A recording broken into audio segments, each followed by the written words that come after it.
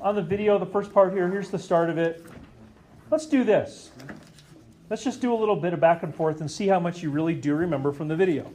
If I told you that f prime is positive on a certain interval, then you could say that f is increasing. Let's talk about why that is. If f prime is positive, what about f, let me say it this way. What does f prime describe about f? The slope. Slope. The slope, right? The rate of change. So if f prime is positive, doesn't that mean that the slope of f is positive? Therefore, f is increasing. Does that seem logical? So if f prime is negative, then f is decreasing. And if f prime is 0, then f is constant, at least at one point, right? Okay, good deal. So let's do this. I debated about this, and I think you can do this. Normally, I kind of like hold your hand a little bit through this, figuratively speaking, kind of like help you with a few steps, and then see how you do and help you with a few steps. Can we just try this? You might fall flat on your face, and if you do, I'll pick you back up and help you. Will you guys just try number one? Just try it. I promise I will help you. I promise I'll show you a good presentation at the end, but will you just try this? Work together. Give you, 5-10 minutes just to try it. If it's successful, great. If it's not, don't worry about it. I want you just to try this. Based on watching the video, see how it goes. Could look like. So it says identify the intervals on which f is increasing or decreasing. So here's what I'd want you to think. Like in an ideal world, you'd read that little phrase right there and you'd say, oh, I want to know where f is increasing or decreasing. Therefore, I need to find out where f prime is positive or negative. And if I know where f prime is positive or negative, I can then reach a conclusion. Okay, so I'll say that again. If you see a question about f increasing or decreasing, your first thought is, where is f prime positive or negative? Make sense? So I need to find f prime. I was not given f prime. I was given f. So the first thing I would do is I would find f prime. So f prime would be 27 minus 3x squared, just using the power rule. And then my next thought is, if I'm trying to find out where f prime is positive or negative, a really helpful thing to know would be, where is f prime 0? Because isn't 0 the number that divides the positives from the negatives? So if I could find out where f prime is 0, that'll help me understand, if I analyze a little bit further, where is f prime negative or positive. So I'm going to write this, and just a special note here for you. Anytime you set anything equal to 0, write that down, right? So if you set f prime equal to 0, put blah, blah, blah equals 0. If you end up later on setting f double prime equal to 0 for different reasons than this, go ahead and write that down. Blah, blah, blah equals 0. So now we've got to solve this. To solve this, we could write 27 is equal to 3x squared, divide both sides by 3, and then finally we square root both sides, and what do we get? Plus or minus 3, that's right. So plus or minus 3, that is where f prime is 0. And now what I'm going to do is create something that I call a sign chart. Your book, I think, calls it a sign chart as well. I don't think that term is new with me.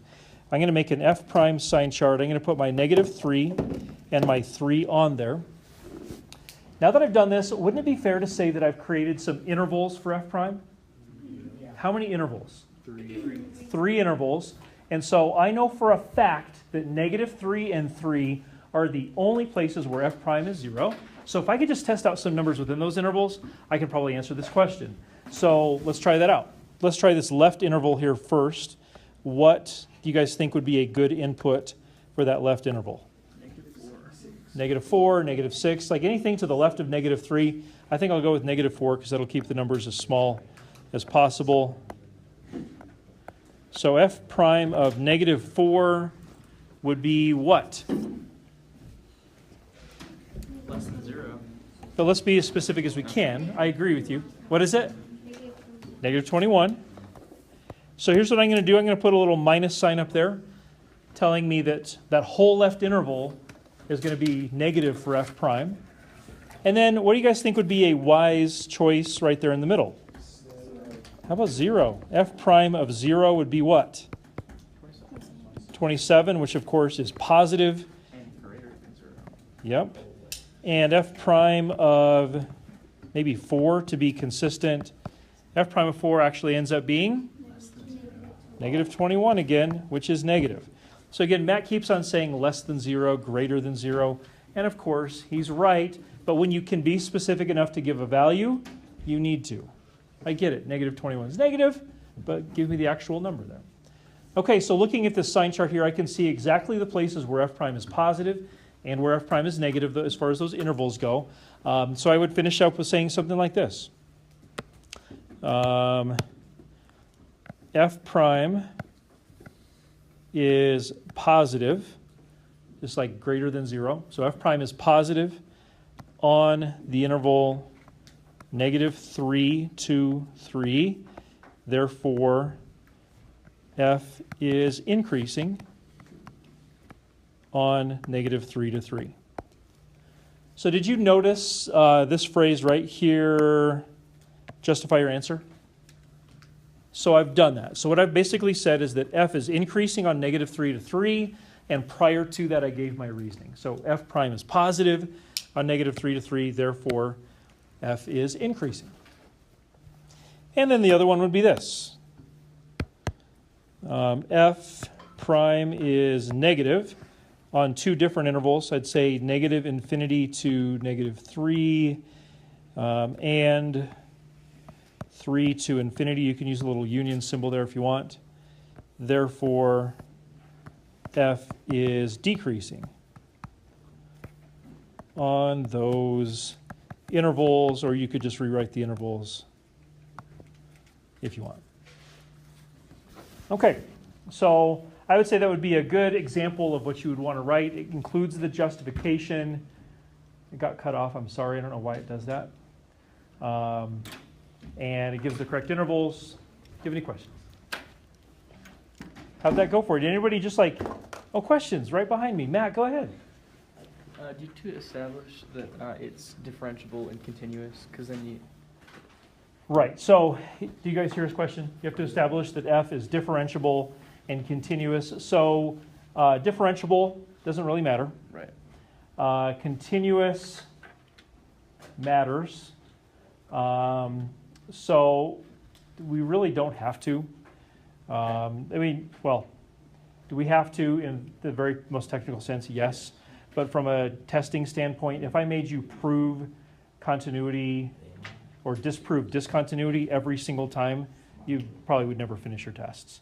So with certain ones of these, like obviously a polynomial, you could just say, hey, you know what? I know it's continuous differential everywhere, so I'm just going to go. Okay. And that's you don't okay. have to say that, like write it. No. Okay.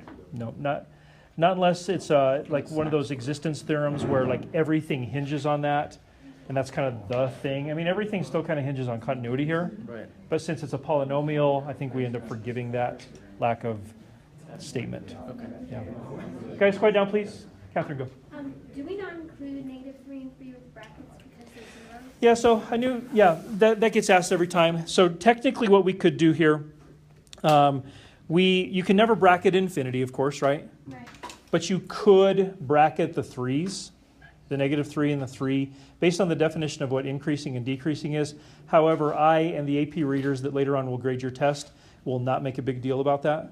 But you definitely could put brackets on there. In fact, some mathematicians will get into math fights over whether there should or should not be brackets or parentheses there. I tend to fall on the it should be a bracket category, but I'm okay if you just have parentheses. Okay. It's okay. Any other questions? Okay, let's try this again with number 2. Use the graph of g prime to determine the intervals on which g is decreasing. So we're only looking for decreasing here. On the first one, we were looking for both decreasing and increasing. I've given you a graph of g prime, and I'm asking you questions about g. So I'm going to give you guys about 4 or 5 minutes. I feel like if you get this, if you can kind of work your way through it, it'll take you about 4 or 5 minutes tops.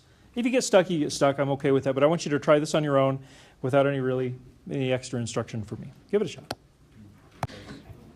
The trick to this one is recognizing what graph you're given and then what you're being asked about. Let me show you the most common wrong answers. This is really, really bad, so please don't write this down. Just watch.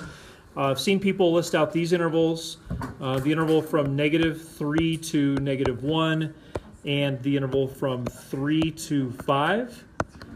So when somebody lists those intervals out, that tells me, and probably tells you, that they were not considering where G is decreasing, they're considering where G prime is decreasing, right? And that actually is a thing. Like, that's something we would look at.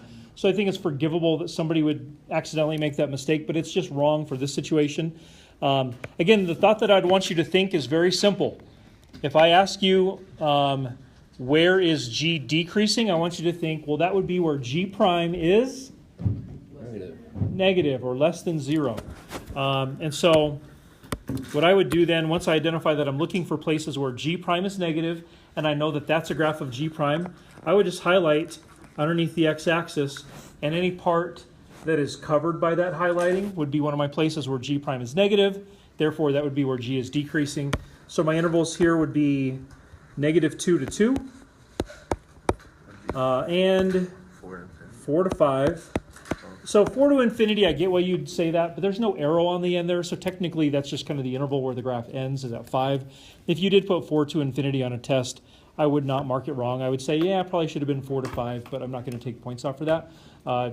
Typically, that's how AP readers would handle that as well.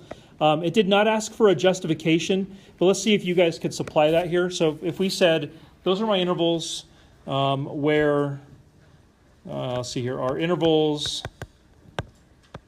where G is decreasing. And we said, because ... How would you finish the because part of that sentence? Ben? I'd say because f prime or G prime of x is the slope, we need to find where the slope is decreasing, therefore on the graph the slope. Be really careful. So you said a lot of stuff there. A couple things were wrong. I want you guys to hear this carefully. He said, because G prime is the slope, we're looking for where G prime is decreasing. That's where you went wrong. G prime is the slope of G. I'll give you that. But we're not looking for where G prime is decreasing. We're looking for where G prime is negative. So be really careful, because too often we too closely associate the words negative with decreasing, and they are associated, right? When G prime is negative, G is decreasing. Just be careful not to say G is decreasing when G prime is decreasing. It's not necessarily true. So we're looking for where G prime is negative. So we'd say, because G prime is negative on those intervals. Catherine, your question. Oh, yeah, that's good. Got it? Okay. Anybody else?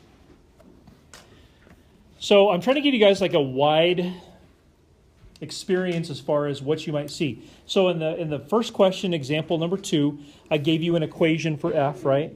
And I asked you for where is f increasing or decreasing. In example number 2, I asked you where is G decreasing, and I gave you a graph of G prime. So I'm trying to hit you from different angles here, as opposed to just the same way every time. Do you get it? Are you seeing this system here? A little pattern to it? Okay. So let's take a look here at number 3. Number 3 is one step beyond, because number 3 is now one of our 2 applications. One of 2 applications here. It says grass clippings are placed in a bin. This is calculator active, by the way, so you'll want your calculators at some point. So grass clippings are placed in a bin where they decompose. How lovely. For the interval 0 to 30, the amount of grass clippings remaining in the bin is modeled by A of t, where A of t is measured in pounds, t is measured in days. And then it says, find the value of A prime of 15. And then we're supposed to interpret the meaning of that answer in the context of the question. So let's do this. Let's kind of tag team this somewhat. Will you guys use your calculators? What would be the smartest way to use your calculator? Math 8. That is your only option here, to be honest. You guys have not learned how to do the derivative of an exponential yet, which is what that is. So please use your calculators. Math 8. Let's find A prime of 15. You do that on your own, and we'll talk about how to interpret that answer.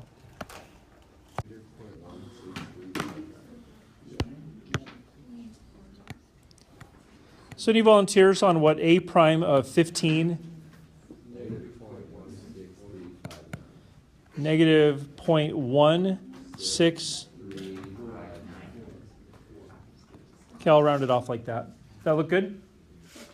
It does say using correct units, so can we put correct units on that number?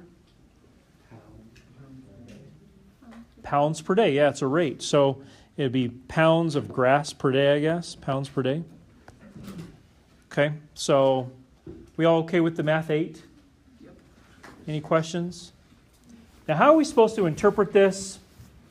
There's a number of ways to do this, but I want to kind of interpret this in light of what we've been working on.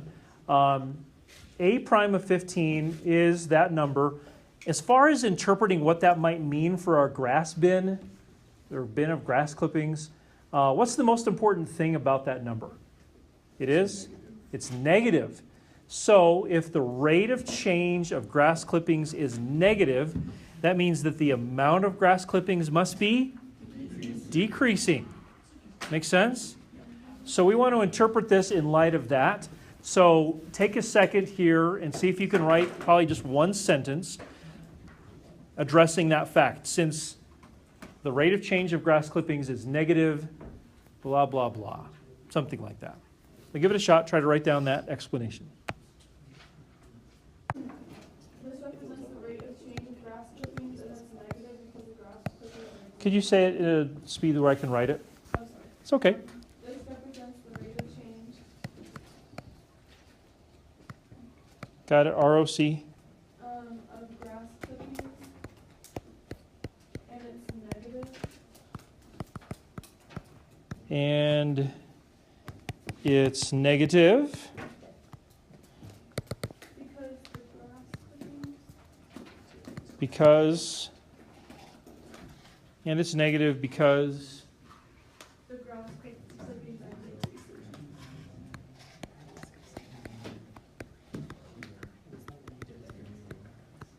okay.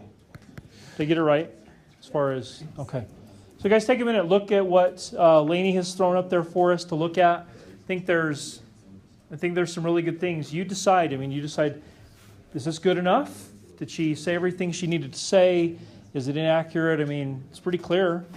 This represents the rate of change of grass clippings, and it's negative because the grass clippings are decreasing. Any thoughts? Yeah. She says because the pounds of grass clippings are decreasing. So a units issue. Yeah. Okay. It did say using correct units, and so we do have to consider those. Okay. And she said also on the 15th day, the On the rate of change is negative, so it's not just in general, it changes from day to day. Okay. It's on the 15th day. So Zach, you've pointed out some really excellent things. Let's see if we can incorporate those. We'll talk about what's expected here. So this represents the rate of change of grass clippings, and it's negative. I think, Lainey, I think the essence of what you had written up there is good. I think I would change the word because and maybe put therefore. Does that make sense? Yes. Like, hey, the rate of change of grass clippings is negative, therefore the grass clippings, the amount is decreasing. I've got my pounds per day up there. You could put the pounds LBS of grass clippings is decreasing. And then I think the most important thing that Zach mentioned would be, you'd say at T equals 15 days. We want to explain that as well. So explain what the A prime means, explain what the 15 means, including the units there. So I think we make those couple of little tweaks right there. I think we'd have a really good interpretation. Lainey definitely got us off to the right start. These can be challenging to get all the little elements in there, but you want to have something about rate, right? This is the rate of change of grass clippings, so that's a really big factor that she put in there that's correct. And the fact that that rate is negative means that the grass clippings amount is decreasing. Another huge factor. This is kind of the number one thing we'd want to add to what you said, Lainey, but I think you got us off to a great start there for sure. Anybody else want to throw out what they put for interpretation? I would want to know. You might look up there and say, hey, I basically have that, so I'm good, and that might be the case. But if you have something that seems significantly different, but you still think it's right, throw it out there. I'd love to hear what you have to say, and we can talk it over. Don't be afraid. Lainey was not afraid. She set the example for you. It's okay. So everybody has basically that, or you've gotten to that at least at some point? Happy to help. Anybody? No? Okay, we're good. Fantastic. That is good. Okay, we're going to do probably just one more today. Let's take a look here. Final application. I call this competing rates. This is a classic calculus problem. If somebody ever wrote a calculus textbook and it didn't have a question like this, it would not be a calculus textbook. That's what I think. So let's read this together here. This is where this gets interesting and fun and just kind of a little more real world as we go. So it says, oh, and by the way, that last question that we did was an AP test question from several years ago. And this one is too. I just want you guys to know you're already to the point, barely into October, where you have a chance to be successful with these AP questions. Okay? We're going to shoot for higher than that. At least I am. Here we go. Is this like a full question or is it only part of it? Oh, this is just one part of an FRQ. Okay, so there's going to be like part A, B, C, D. Yeah, and sometimes they go together. Sometimes they help each other out, you know. All right, here we go. It says the amount of water in a storage tank in gallons is modeled by a continuous function over the time interval 0 to 7. T is measured in hours. In this model, the rates are given as follows. The rate at which water enters the tank is F of T. And the rate at which water leaves the tank is G of T. And notice that G of T is piecewise linear.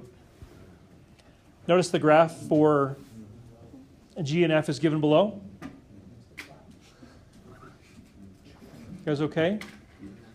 What? We're just agreeing. About what? Okay.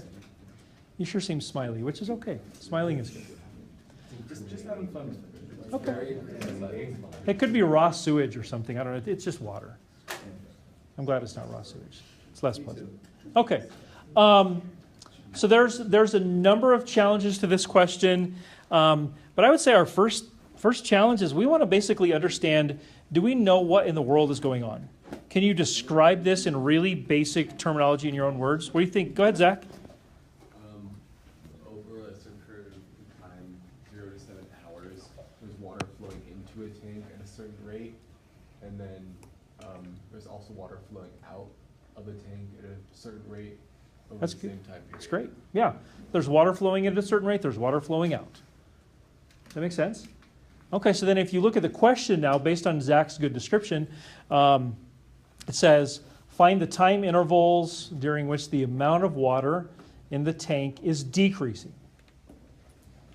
Okay, so let's think this through. If I want to find out where the amount is decreasing, I want to kind of support that. I want to find out where. Prime of I. So let's be careful. Let's be careful with that kind of wording. You said f prime of x. I see one f up there, Right. and that's already kind of been assigned to the rate flowing in. Yeah, flowing into the tank. So he brings up, I think, a good point, though. Don't we need to have a label for this? So what if I said this? What if I said, and you're totally welcome to do something like this, what if I said A of T stands for the amount of water in the tank? That seem reasonable? We can do this. We don't have to do it this way. I think there are faster ways to do this, but maybe this would be a good way for us to do this at the start. A of T stands for the amount of water in the tank. So let's go back to the question. It wants to know when, during which time intervals, is the amount of water decreasing. So we want to know, where is A of T decreasing? So if we want to know that, we want to find out where A prime is negative. Okay. So let's think this through. What kind of units would go with A of T? Gallons. Yep, I agree. So would it be fair to say that A of T is a function describing an amount in gallons, but F of T and G of T are describing rate, but the units are not in gallons. The units would have to be in gallons per hour. Remember, rate units are always something per something. So it's at this point we got to sort of recognize that we have different categories of functions. A of T is the amount in the tank. F of T and G of T are the rates of change. So let me go back to the basic principle. If we want to find out where A of T is decreasing, we want to know where. Oh, you got to know this. You're not there yet. I'll say it again. A prime is negative. I'll say this again, and I can explain why if you want. If I want to know where A is decreasing, I need to know where A prime is negative. Make sense? Okay, so I've got a of t up there. Here's some issues. I don't have a function for a of t, do I? I can make a good connection here. I want to find out where a prime is negative, so I'm going to go ahead and write a prime. Now let's think about the units and the concept here. So a of t is the amount of water measured in gallons. A prime would not be an amount anymore, would it? What is a prime? It's a rate measured in gallons per hour. Do we have anything to help us describe gallons per hour? F of t and g of t, and here's where we make that connection. You guys are doing well. I would say that a prime of t equals f of t minus g of t. Good. Oops, there we go. Let's talk about why it's f minus g and not g minus f. What is f causing with a? Decrease. F is causing an increase, isn't it? Because it's the rate entering the tank. And isn't g causing a decrease? Because that's the rate leaving the tank. And so we're going to say that a prime equals f of t minus g of t. Let me bring up one of the challenges here. One of the main challenges is you're in a calculus class, and at this point you've realized that derivatives are a thing that we do. And so what people will do is they'll say, well, I need to be doing derivatives, right? And so they will mistakenly take the derivative of f and find f prime. And they will mistakenly find g prime. The challenge here is that f of t and g of t are already rates. And so it's very conceptual from the perspective of somebody who doesn't really know calculus. They know just enough to be dangerous. They'll be like, I got to do derivatives. F prime is this, g prime is that, realizing that that's not the thing we need for this. That make sense? So you want to be really careful that you recognize when f and g, even though it's not presented as f prime or g prime, f and g are already rates, and so we're going to use them as such. Does that make sense? Okay, so down here below on the graph, that's a graph of f and g, right? You see the piecewise linear stuff going on. And so we're gonna end up using that to help ourselves out a little bit. But what we want to do here, we want to find out where a prime is. Well, we're looking for where a is decreasing, so we want to find out where a prime is. There we go. I was trying to get you guys to say it one more time. So if I want to find out where a prime is negative, I want to find out first where a prime is 0. And looking at the graph, how many places do you think a prime will be 0? Two. One is right here, and one is right there. There we go. So now it's time to get your calculator out. If you guys would, please find out where f of t minus g of t is 0, or you could just find out where they intersect. It doesn't really matter. Use your calculator to do that. You got a piecewise at 250, and then a piecewise at 2,000. And we got about 7 or 8 minutes left. We should be able to wrap this up before you guys go.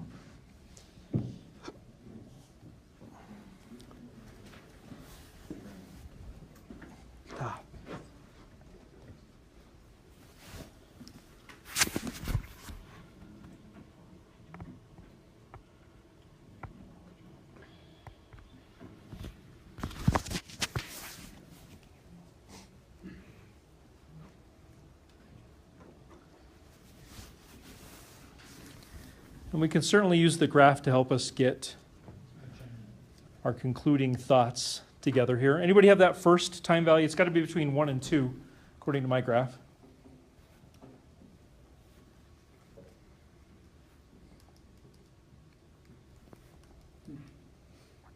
Nobody yet? Why do you have to be in? One more. Tell me my calculator. No, like in real, A has to be a S. Wait, Mr. Hold on. 1.617. I'll go with 3 decimals, but 4.3, she says. Okay. So 1.617. Everybody have the other t value? 5.076. That sounds about right. Question, Alex? You just told Zach that it doesn't have to, he can't be in the AX plus BI mode. Why is that? To graph it. So, can I answer that later? I got like 3 minutes. I got 3 minutes here. Okay. So, ladies and gentlemen, we're going to be able to use our graph here. There is actually one other number we need to consider we haven't talked about yet. We're going to be able to use our graph here to get this figured out. So, remember, let's not lose sight of what we're trying to find here. We're trying to find out where is A decreasing. So, another way of saying that is where is A prime negative. So, looking at what A prime is, it's f of t minus g of t. Wouldn't it be fair to say this? wherever g of t is bigger than f of t, won't that be where a prime is negative? Yes. Wherever f is a smaller number than g would be the other way to say that. So let's take a look at our graph. On this interval right here, which one's bigger, f or g? G is bigger right there, isn't it? Does that make sense? Yep. G is the bigger graph. Okay, so if g is bigger than f, then the amount is decreasing, isn't it? But it's already zero. There's What's no- already at zero? The amount of water in the tank. There is no water in the tank right now. It doesn't say anything about that. It never said how much was in there to begin with. Right? Sometimes it will, sometimes it doesn't, but This guy got. I'm assuming that there must be some in there, right? You're assuming that when t is 0, a is 0, and we don't know that. Okay, so I would say that on the interval from 0 to 1.617, that's going to be one of our intervals. And then we look at the next interval is right over here from 1.617 to 3. Wouldn't it be fair to say that on that interval, f, which is the Kirby graph, is bigger than g? So a prime would be positive, so actually a would be increasing there. We're not interested in that. But then did you notice this other interval from 1.617 over here to this other 5.076? Isn't on that interval, isn't g of t bigger than f of t? Yeah. So on that interval, also a prime would be negative because a small number minus a big number is always going to be negative. And so I think we could then successfully say that on that interval, which would be 3 to 5.076, that would be another interval where a prime is negative. So I'm going to say those intervals are my answer because a prime is negative on those intervals. Another way, if you wanted to, I'd be okay with this. If you said on those intervals, try to sneak this in down here, g of t is bigger than f of t. That would be another good explanation as to why a prime is negative on those intervals, therefore a is decreasing on those intervals. The graph obviously very much helps here, and this was definitely a calculator active question when it was on the AP test, and so you'd have the graph there to help you out. So that's kind of that. Hope you guys have a wonderful fall break. I might see some of you tomorrow, perhaps at business lunch if some of you are coming in. Otherwise, I'll see you next Monday. So thank you.